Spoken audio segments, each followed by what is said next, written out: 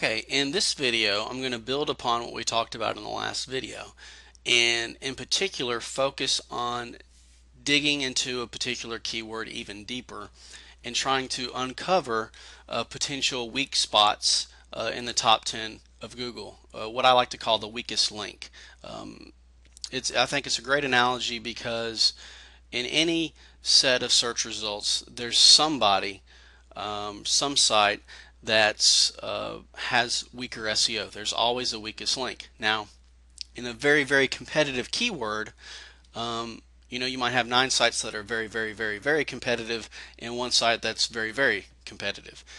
So having a weakest link doesn't necessarily mean easy to rank for.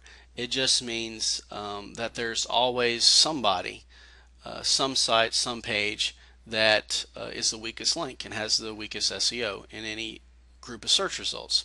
And so we take this concept and we apply it to keywords with weak SEO. You're going to probably have weaker links. So think of it this way: you have difficult SEO, most difficult keywords to rank for, and there's going to be some site that's going to be the weakest link, but they're all going to be very strong. Then you have competitive SEO, where for the most part you're going to have some pretty competitive sites that are going to have pretty firm SEO, but there might be one or two that slip through the cracks and you could probably outrank. But if you take a weak keyword and you analyze that top 10, there's normally a lot more weak sites and a lot more opportunities for ranking. So based on this idea, let's get started. We're going to stick with our reviews example, and we're going to take a keyword,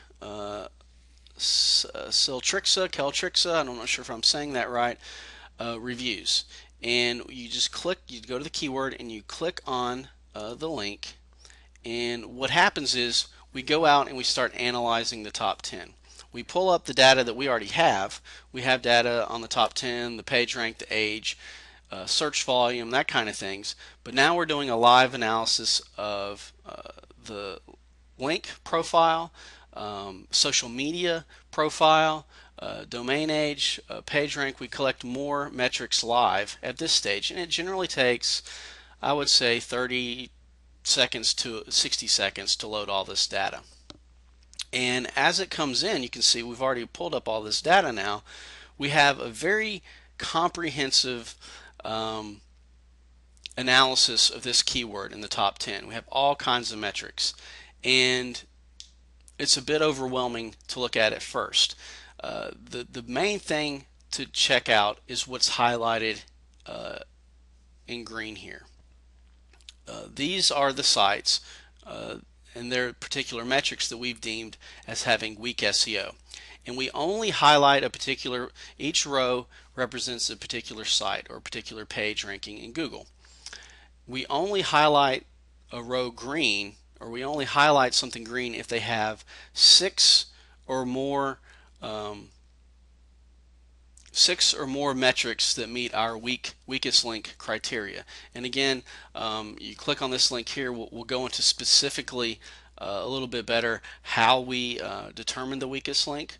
But the things we consider are the number of Facebook likes, and this is something that might be a little out there for some people, kind of on the periphery, but more and more studies, results, and data coming out these days suggests that the more Facebook likes and shares and that sort of thing a site has, the higher quality is considered by Google. Now, it doesn't necessarily mean you get a million likes, you're going to shoot to the top of the results for home mortgage, but it is, I can fairly confidently say that it's definitely a ranking factor these days. So we factor that in. We don't. Here's Twitter and Google +1. We don't consider those two metrics when we're analyzing for the weakest link. We consider all these other ones because there's really not enough data yet to determine that these are indeed heavily influencing or noticeably influencing rankings. So we don't consider those. But we also consider domains linking, the number of links to a URL, number of links into the site, the URL page rank, the domain page rank, and the domain age. And we consider all this, and if 6 or more metrics fall below our criteria, it gets highlighted green. So we make it pretty. You got to have a lot of, I guess you could say, weak points to be considered a weak link. We just don't arbitrarily highlight a lot of stuff green to make it look cool. But this particular keyword just has a lot of weak SEO competition. And so when we pull this data up, you can quickly see the sites that are in general probably a little bit easier to outrank.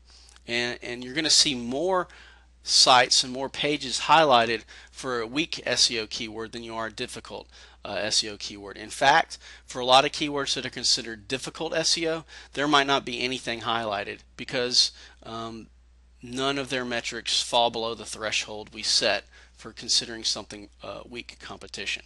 So we quickly highlight this so you can quickly spot and zero in on the competitors for a particular keyword that have weak SEO. Now, let me go over as quickly as I can what all this data means. We have a link here that goes into that a little bit more. It's a video, but I just want to kind of give you, at least let you get familiar with what we're offering here. First of all, this is sort of the summary or the table here at the top. We give you the global search volume, local search volume, the competition score. This is a number Google has in their keyword tool that's valued from 0.01 all the way to 1. And generally, the higher the number, the more commercially valuable that keyword is. We have the cost per click. We have page rank, domain page rank that is 1 or lower. The URL page rank, this is the page rank of the specific page ranking in Google. This is the domain ranking in Google. This is the specific page ranking in Google that are less than the 1. How many sites use the keyword in the title tag? How many exact match domains are in the top 10? And then we have the average number of URL links. This U links means URL links. This is the average number of links that a URL has in the top 10 across the top 10. So we take this number, we add up all the links, and then we divide it by 10 to get that metric. The median links is just kind of the middle tier. You take the top, you take the bottom off, and you calculate the two values in the middle to get the median number of links. And then we do the same thing for domain links, average number of links to a domain, the median number of links in the domain. Then we calculate how many unique domains are linking to a specific page. So you can see this result here has 180 different domains linking to it, and we calculate that for each one. Same thing with median. It's just kind of the middle figure, the middle number. Then we look for rank magnets, AdSense sites, age less than or equal to 1 year, and then the average number of Facebook likes, the number of Twitter tweets, and the average number of Google plus 1. And so it's just kind of your summary table. And then down here we have the title of each of the results in the top 10. This is a direct link to the URL. It'll take you to the page so you can see what the site looks like. Age of the domain, the page rank of the domain, UPR is the page rank of the URL.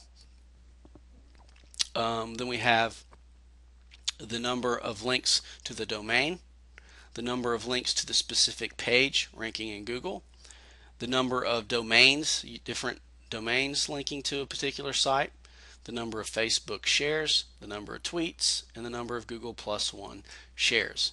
So we give you a lot of data. And you're probably like, what does all this mean? That's a lot of stuff. And it is.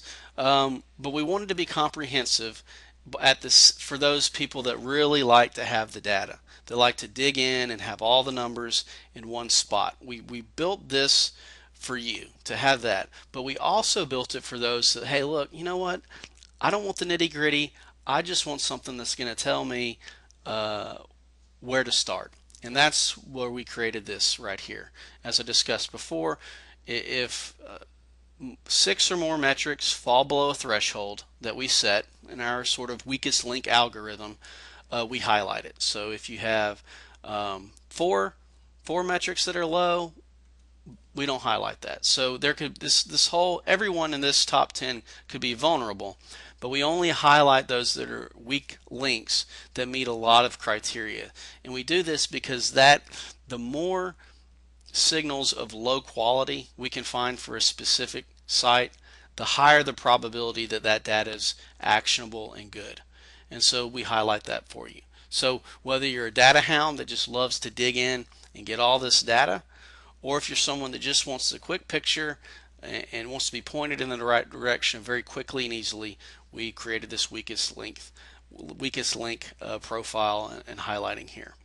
So that just helps you further determine whether a keyword is ready to be taken over by you and your site in your SEO efforts. So that's it for this video. In the next video, I'm going to show you how you can take it even further. Once you've decided that a keyword has weak SEO, that there's adequate weakest links in those top 10, and once you determine, the next step is we're going to take you to go is where do you go when you determine which site you want to go after and try to outrank, and that'll be in the next video.